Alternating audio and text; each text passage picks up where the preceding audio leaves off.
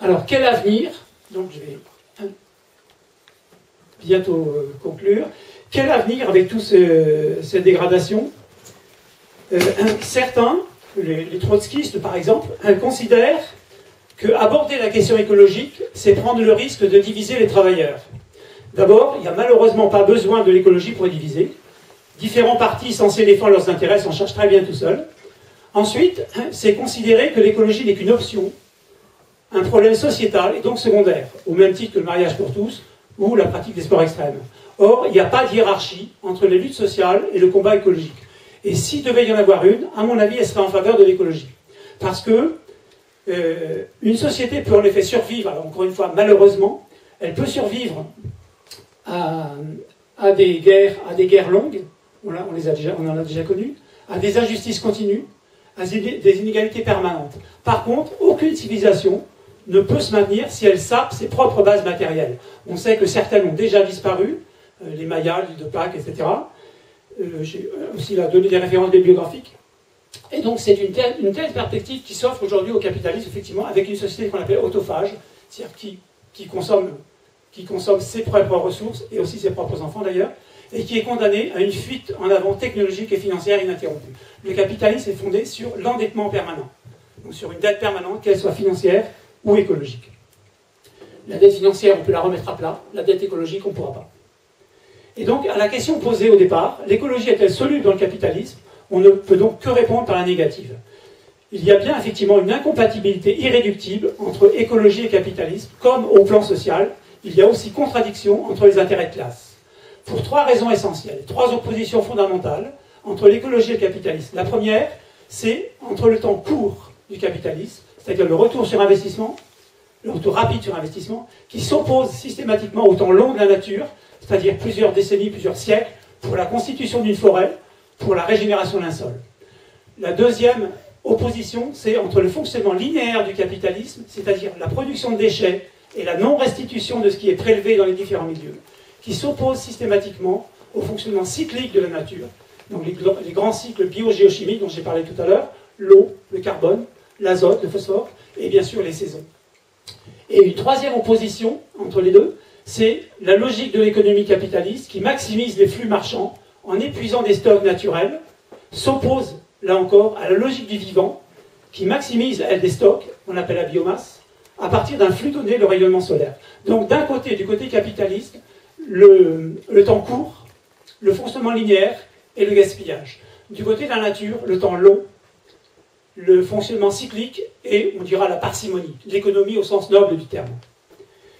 Donc ça veut dire que le capitalisme n'est pas en mesure, absolument pas en mesure d'assurer dans le long terme la reproduction de la vie sur la planète, tout simplement. Donc les dirigeants sont aujourd'hui face à un dilemme, effectivement, où ils cherchent à relancer la croissance, ce qui s'efforcent de faire, mais ce qui est de toute façon voué à l'échec, la croissance ne reviendra pas en tant que telle.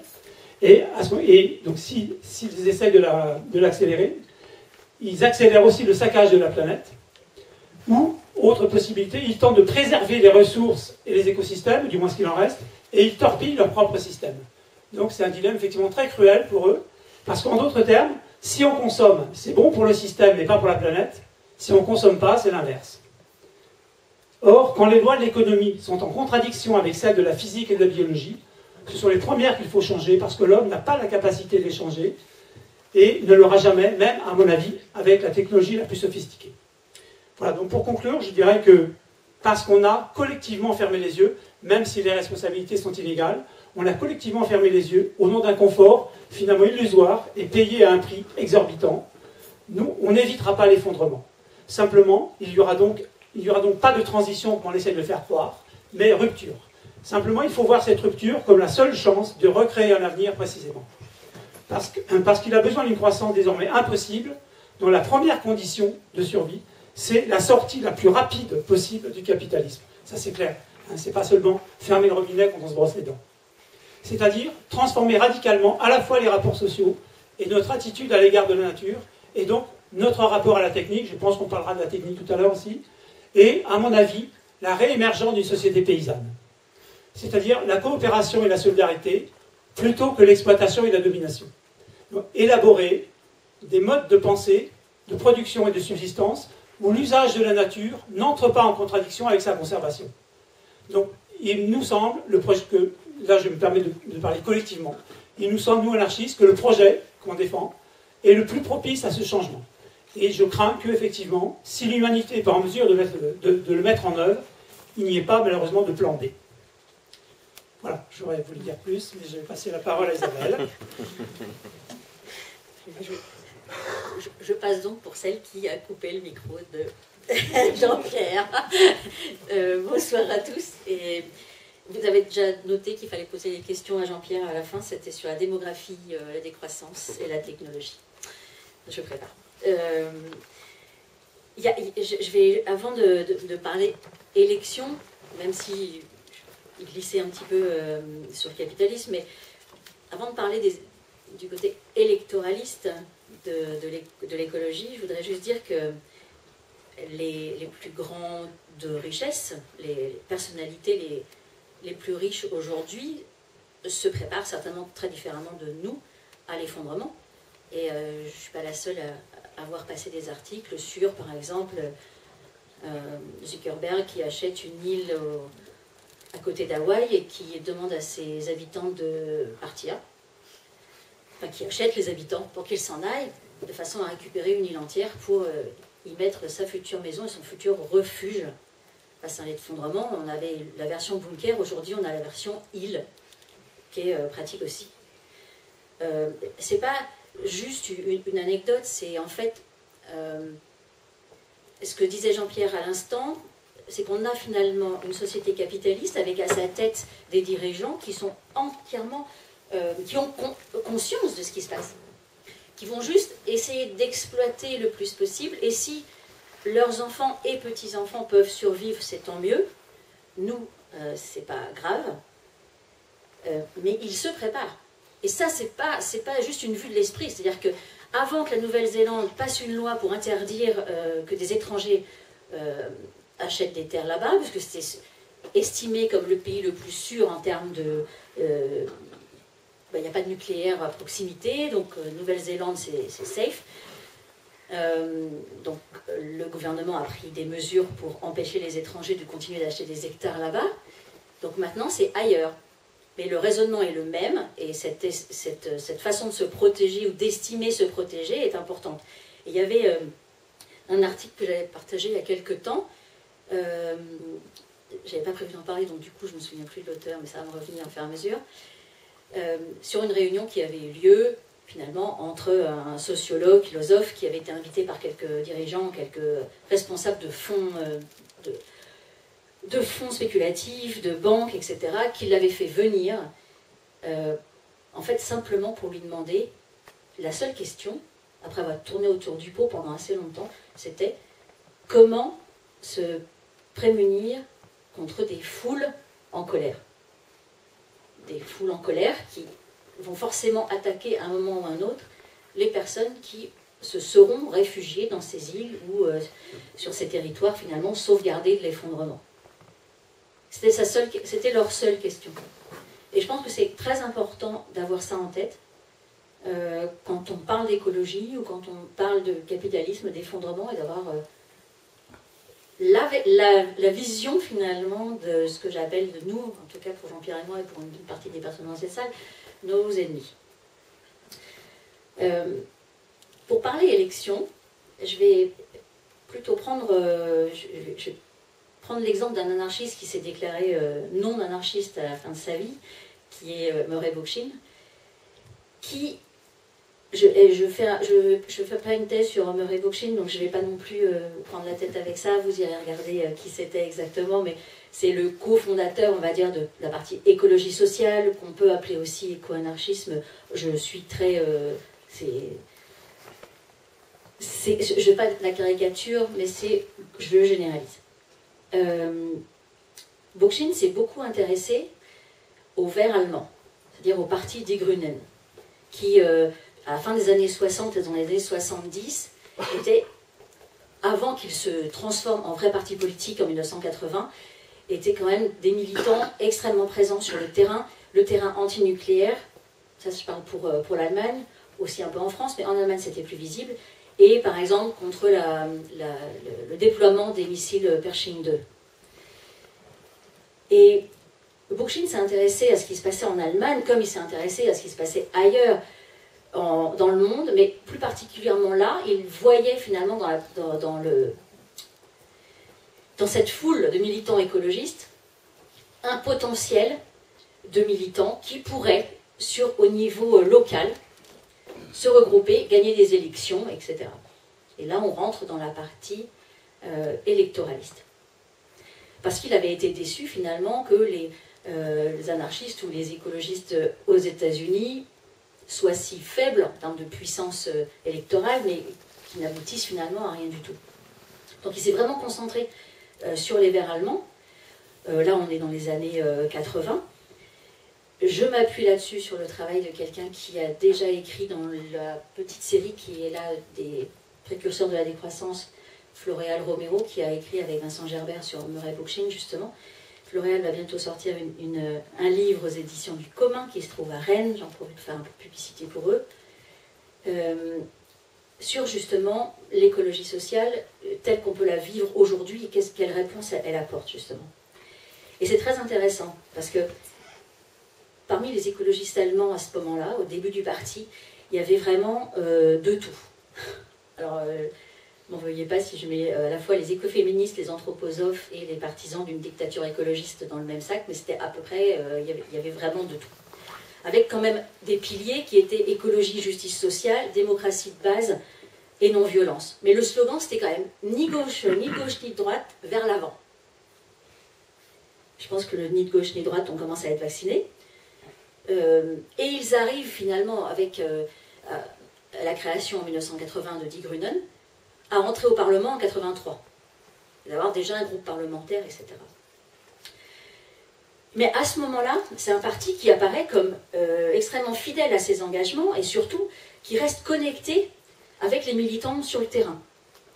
Et avec en plus des règles très strictes, qui apparaissent à l'époque comme assez révolutionnaires dans le milieu politique, c'est-à-dire, quand je dis règles strictes, ça veut dire pas plus d'un mandat, voilà, pas de responsabilité au sein du parti pour ceux qui ont un mandat électoral, un mandat impératif, le respect de la parité, un reversement assez important d'une partie des indemnités parlementaires pour alimenter, pour financer des projets alternatifs. Donc on a quand même quelque chose d'assez fort qui permet de garantir, on va dire, aux militants sur le terrain que leurs futurs élus, même à un niveau assez élevé qui est celui du Bundestag, ne vont pas perdre la raison et ne vont pas être déconnectés finalement des enjeux écologistes juste parce qu'ils auront fait une entrée phénoménale au Parlement allemand.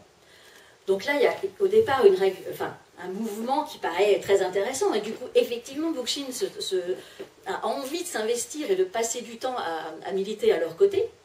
D'ailleurs, ce qui est intéressant, c'est qu'il y avait un nom qui avait été donné au parti écologiste, c'était l'anti-parti. Et ce nom, c'était Petra Kelly qui l'avait imaginé, elle qui avait cofondé le Die Grünen en 80.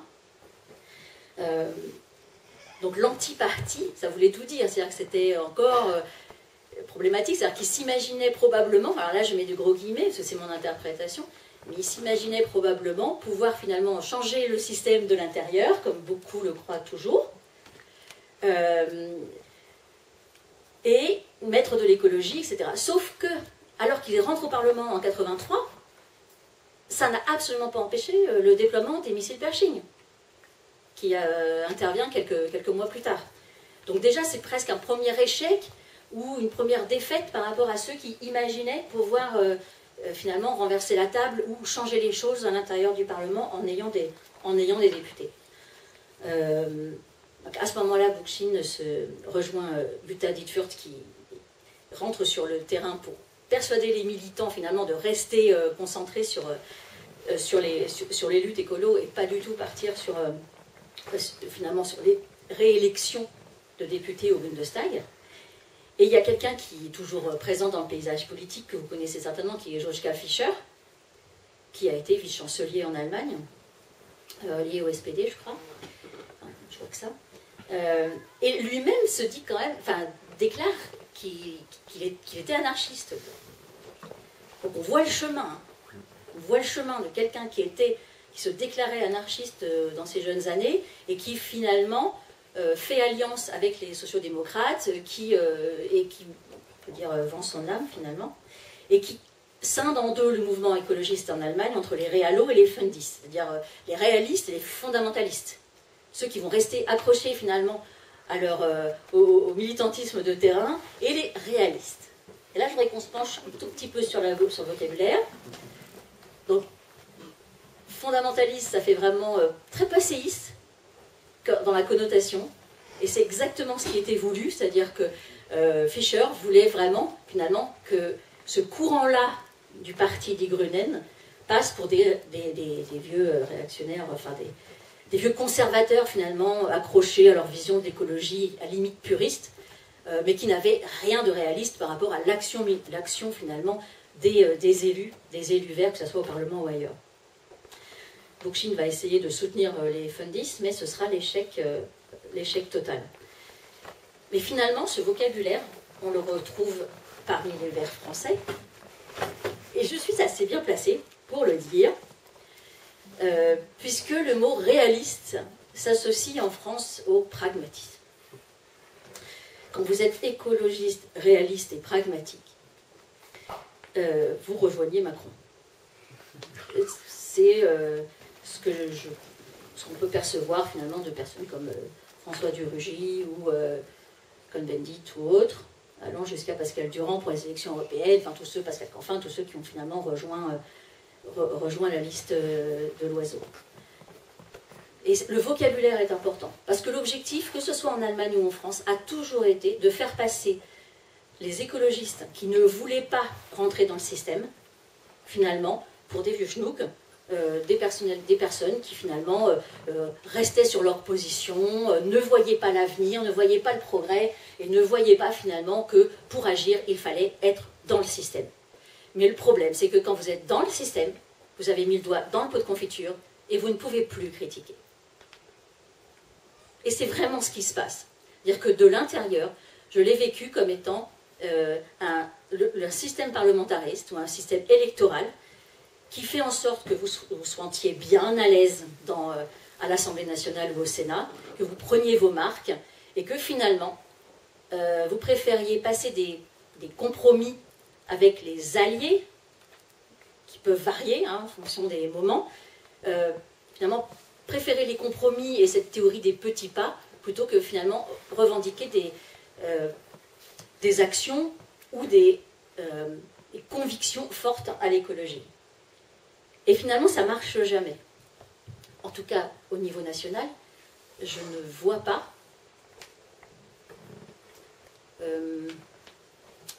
comment on pourrait contredire la phrase « le pouvoir est maudit ». Je ne vois pas. Je cherche, je ne trouve pas. Il y a toujours cette addiction, il y a toujours cette... alors quand je parle d'addiction, c'est l'addiction aux mandats électoraux. C'est-à-dire que aujourd'hui, bon, d'accord, c'est enregistré et il pourra me porter plainte contre moi, mais Yannick Jadot est à son 3e mandat, Karima Delli aussi, Michel Rivasi aussi au Parlement européen, c'est-à-dire qu'il n'y a pas de limite dans le temps. Alors là, on est à des années-lumière, finalement, des règles strictes qu'avaient imposées les Verts allemands. Mais bon, les Verts allemands non plus, ils ne sont plus là, ces règles strictes depuis très longtemps. Et finalement, ne voyant pas d'intérêt, ne voyant pas comment on peut changer les choses de l'intérieur, ça c'est vraiment juste un slogan pour continuer à participer au système, en tant que parti politique, je ne vois pas les Verts du tout aider finalement à construire un vrai militantisme écologiste qui va lutter contre le capitalisme, surtout pas, ou parler de décroissance ou même de sobriété. On en revient à ce que disait Jean-Pierre tout à l'heure, c'est que, au contraire, l'accent va être mis sur la responsabilité individuelle. Et là, je trouve ça beaucoup plus pervers et beaucoup plus dangereux. En faisant croire que chacun est responsable à son niveau du dérèglement climatique, c'est catastrophique, parce que du coup, on dilue la responsabilité, alors qu'il y a des responsables, Jean-Pierre les a nommés, on les connaît, mais puisque chacun est responsable, vous allez, chacun d'entre vous, ici et ailleurs, sur la planète, endosser une part de responsabilité, qui que vous soyez, quelle que soit votre histoire sociale, quels que soient vos revenus, quelles que soient vos possibilités, finalement, vous allez porter une responsabilité sur l'effondrement qui vient. Et je trouve ça profondément dégueulasse. Voilà, je ne sais pas comment l'exprimer. Surtout qu'en plus, cette théorie, cette façon de voir les choses, est appuyée par un mouvement, et là je conseille à tous de lire le livre Apicratie, ceux qui ne l'ont pas lu, qui est absolument fondamental à mes yeux, qui a été publié l'année dernière, de 2 chercheurs. Et dans Apicratie, il y a effectivement cette recherche du bonheur absolu, cette condition sine qua non, finalement, que chacun étant responsable de son bonheur. Si vous êtes malheureux, si vous n'êtes pas heureux au travail, si vous êtes au chômage, c'est de votre faute. C'est tout. Le patron peut être complètement incapable, c'est pas grave, c'est de votre faute. Vous n'avez pas passé le bac, vous n'avez pas les diplômes pour trouver du travail, c'est pas grave, c'est de votre faute. L'histoire, la sociologie, la psychologie, l'environnement finalement dans lequel vous avez vécu et l'environnement dans lequel on vit aujourd'hui passent aux oubliettes, puisque vous n'êtes pas capable, vous, de voir le côté positif, de sourire à la vie et de trouver le bonheur. C'est ce que disait déjà Margaret Thatcher. Et elle le disait, la société des... Voilà, des c'est ça. Et on est dans finalement un mélange, donc c'est un mélange de psychologie positive et d'économie libérale. L'association de psychologie et d'économie aboutit à un massacre, qui est qu'aujourd'hui, tout est sur vos épaules.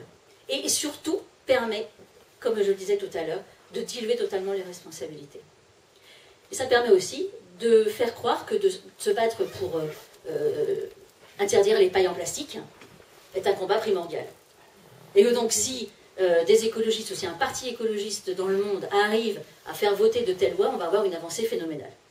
C'est juste une façon, finalement, de faire détourner le regard des pollueurs, des plus gros responsables de multinationales, etc., ceux qui en ont rien à foutre de produire du plastique toujours plus, pour finalement culpabiliser le consommateur et non le producteur.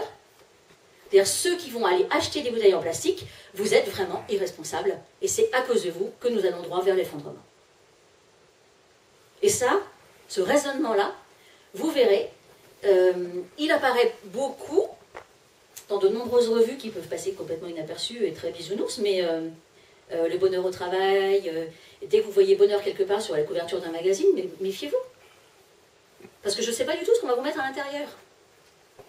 Même le fait de revenir aux valeurs fondamentales du travail manuel, c'est-à-dire de faire du tricot chez vous, l'important c'est de le faire chez vous. La théorie du do-it-yourself, c'est chez vous. C'est pas en collectif. Là encore, la notion d'individualisme est extrêmement prononcée. Et essayez de regarder autour de vous toutes ces publicités-là qui vous encouragent finalement à une action individuelle, mais qui ne vous encouragera certainement pas à la lutte collective ou à rejoindre un comité ou à vous battre sur le terrain. C'était une aparté, mais je reviens un tout petit peu sur les élections, et maintenant je voudrais aborder l'aspect local d'une élection. Parce que les européennes sont passées, mais on va rentrer quand même dans le dur avec les municipales. Et la question s'est posée à quelqu'un comme Bookchin, mais à tout le monde, de est-ce que des anarchistes doivent participer à des élections locales? Alors là, pas grand monde est d'accord. Et on pourrait en débattre pendant très longtemps, mais ça tombe bien, on a peut-être un tout petit peu de temps après. Mais l'idée de Bookchin était de mettre en avant, valoriser les assemblées locales, des assemblées citoyennes.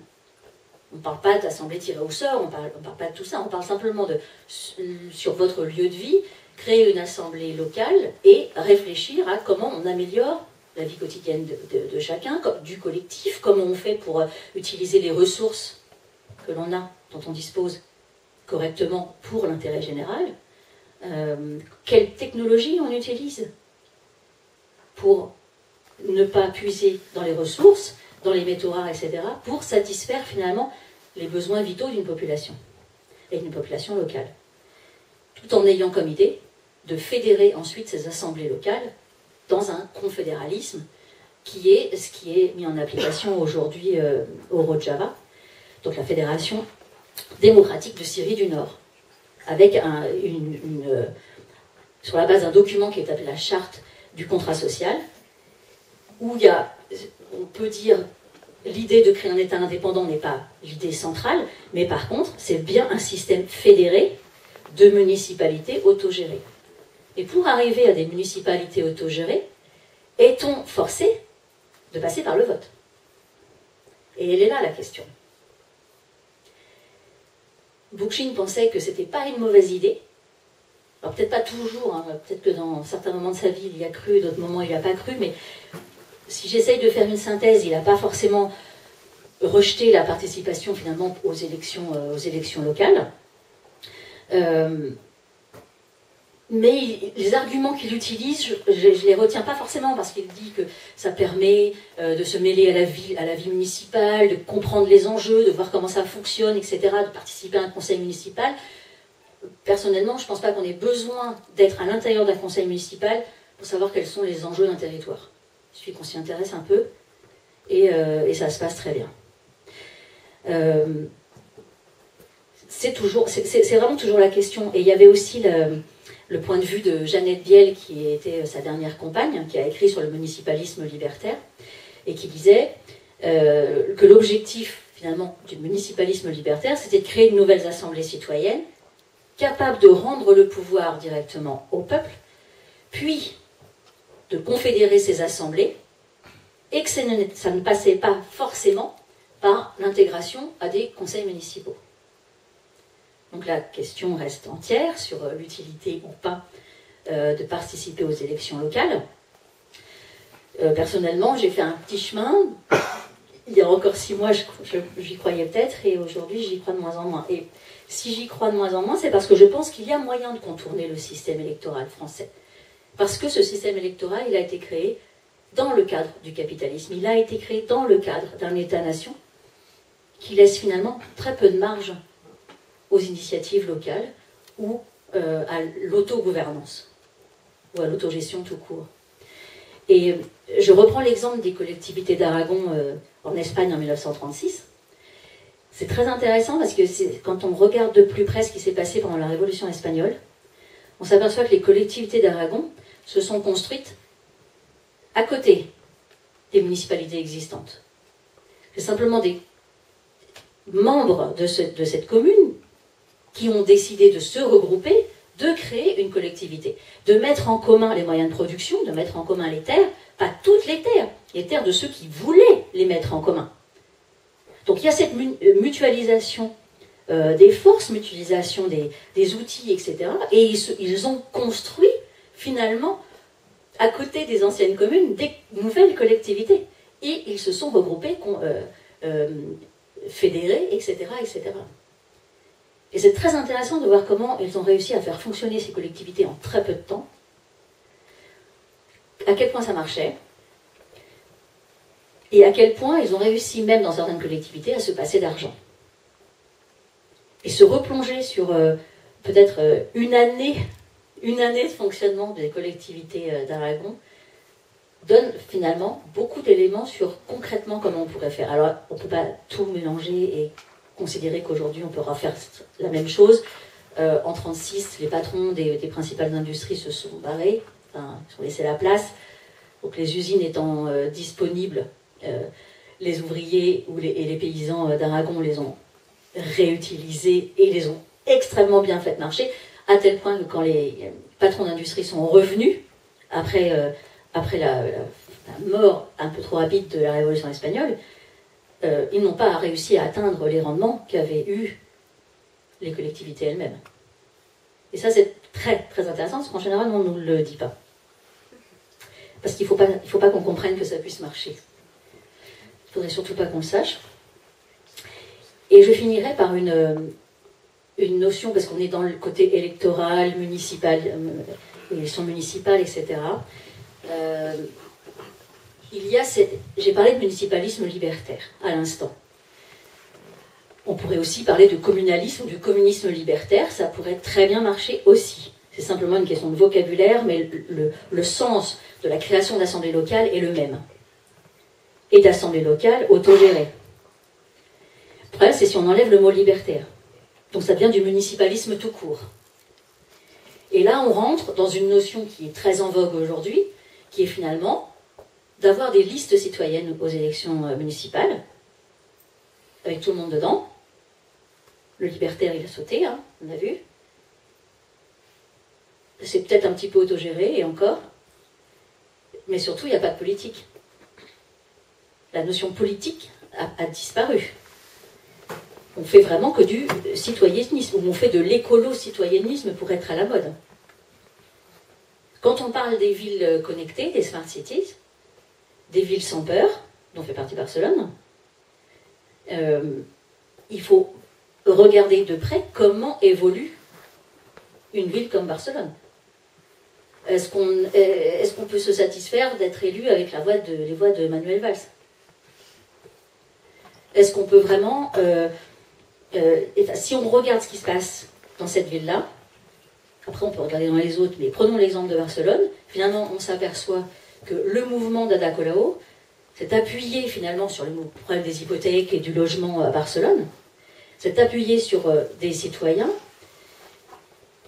mais c'est juste, on les fait participer, les citoyens espagnols sont invités à participer, mais il n'y a pas du tout cette notion d'autogestion ou d'autogouvernement. On oublie. Hein. Donc c'est une image, c'est une belle image, qui risque de s'effriter un peu vite, il me semble. Mais il faut se méfier. Et je vous invite à aller regarder un excellent article que j'avais raté à sa sortie en mars de cette année sur CQFD, qui est un entretien croisé entre Marianne Henkel et Pierre Sauvêtre. Marianne Henkel est historienne, Pierre Sauvêtre est sociologue, et ils font une très très très bonne analyse, à mon sens, de ce que peut être le municipalisme aujourd'hui, en allant plus loin que ce que Bookchin avait fait. L'idée, c'est pas de vénérer Saint Murray Bookchin, mais c'est de regarder ce qu'il a fait et de voir comment on peut dépasser ces réflexions avec notre société d'aujourd'hui. Et pour l'anecdote, il avait déjà compris l'effondrement qui arrive. Il avait déjà écrit un livre paru 3 mois avant celui de Rachel Carson, Le Printemps silencieux. Il avait écrit Our Synthetic Environment, je crois, donc 3 mois avant, sous un pseudo, donc aucun succès, hein, forcément. Sauf que lui allait au bout des choses, ce que disait Jean-Pierre tout à l'heure, c'est-à-dire qu'il remettait en cause évidemment le capitalisme pour pouvoir s'en sortir, alors que Rachel Carson, elle, marque, j'ai raté parce qu'il y avait l'alarme à ce moment-là, donc je ne sais pas si tu l'as dit ou pas, mais Rachel Carson, elle parle évidemment des conséquences de la pollution, etc. etc. Ça a eu comme effet d'interdire DDT et tout, mais sans aucune remise en question finalement du système qui a provoqué ces pollutions.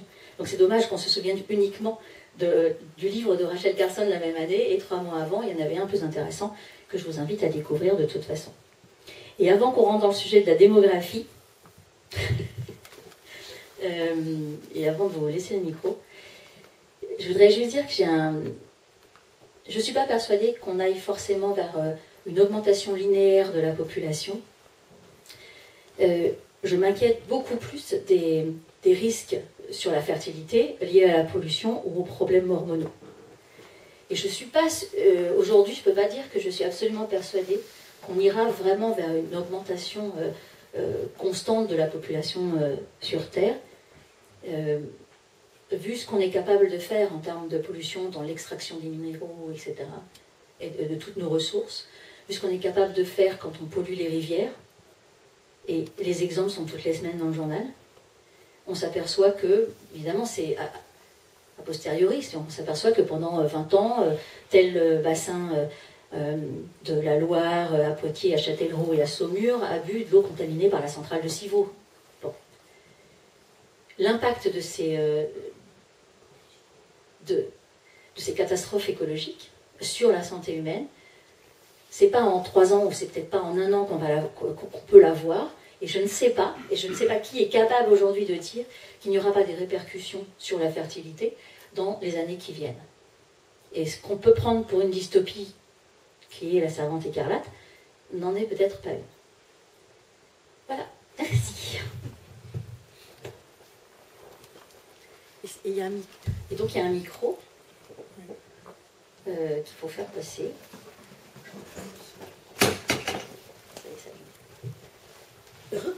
Les débats peuvent être entre vous, pas forcément avec nous.